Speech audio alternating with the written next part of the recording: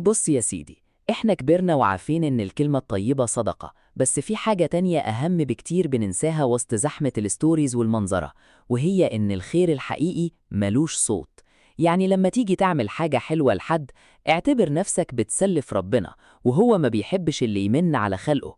عارف ايه أجمل أنواع الجدعنة؟ هي اللي بتخلص بينك وبين الشخص في الداري، لا فيها كاميرا بتصور ولا فيها أنا عملت وسويت. الستر في فعل الخير أهم من الفعل نفسه، لأنك لو عملت خير عشان الناس تقول عليك يا سلام على كرمه، انت كده خدت أجرك خلاص، شوية لايكات وكومنتات وخلصنا. لكن لما تعمل الخير وتنساه وتخلي إيدك الشمال مش عارفة اليمين طلعت إيه، هنا بقى الوجاهة الحقيقية. ربنا بيشيلك الأجر ده في وقت انت هتكون فيه أحوج ما يكون لمكافأة، وتلاقيها جاتلك من أوسع. ملخص الكلام: اعمل الخير وارميه في البحر، لا، اعمله وخبيه في قلبك. اللي بيعمل خير بجد ما بيقولش، عشان الخير اللي بيتحكي بيفقد نصه في الطريق. خليك فاعل خير بجد، مش ممثل خير.